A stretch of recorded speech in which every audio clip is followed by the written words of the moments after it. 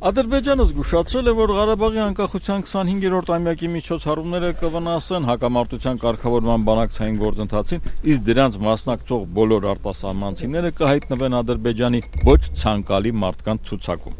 Ադրբեջանի արտգործնախարարության մամուլի խոսնակը ասել է, թե Հայաստանը պլանավորում է Ֆրանսիայում գտնվող քաղաքական եւ արտասահմանյան կապերի կենտրոն կազմակերպության օժանդակությամբ միջազգային համաժողով անցկացնել Ղարաբաղի անկախության 25-րդ տարեդարձի կապակցությամբ։ Եվ այդ համաժողովին մասնակցելու համար պաշտոնական Երևանը, հայկական լոբիստական կազմակերպությունները հրավերներ են ուղարկում պետական նախկին պաշտոնյաների, հասարակական գործիչների, падգամավորների, ըստ Ադրբեջանի արտգործնախարարության մամուլի խոսնակ Հիմքեթ Հաջիևի, հայկական կողմը պլանավորում է տարբեր պատրվակներով կազմակերպելու նրանց ուղևորությունը, այցելությունները Ղարաբաղ։ Այդ ամենը գաղտնի է պլանավորում, ինչը խոսում է հայկական կողմի վատ մտադրությունների մասին, ասել է նա։ Ադրբեջանի արտգործնախարարությունը հայտարարել է, որ անկախության 25-րդ ամյակի միջոցառումներով հայկական կողմը սադրանք է ստեղծում, վնաս է հասցնում հակամարտության կարգավորման բանակցային գործընթացին, որը վարում են ԵԱՀԿ Մինսկի խմբի համանախագահները։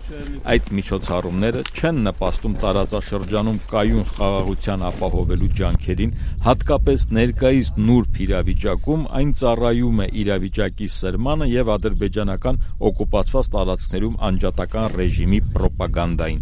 ապա թրենդ գործակալությունների փոխանցմամբ հայտարարել է Ադրբեջանի արտգործնախարարության խոսնակը։ Համաժողովին հրավիրված մարդկանց Ադրբեջանը կոչ է արել հարգել միջազգային նորմերը եւ սկզբունքները, չդառնալ Հայաստանի քարոզչական մեքենայի գործիք, ձեռնպահ մնալ անօրինական այցելությունից Ղարաբաղ եւ չմասնակցել սադրիչ նպատակներ հետապնդող համաժողովին։ Ադրբեջանը զգուշացրել է, որ բոլոր նրանք, ովքեր այդ միջոցառումներին մասնակցելու համար կմեկնեն Ղարաբաղ, կընդգրկվեն Ադրբեջանի համար անցանկալի անձանց ցուցակում։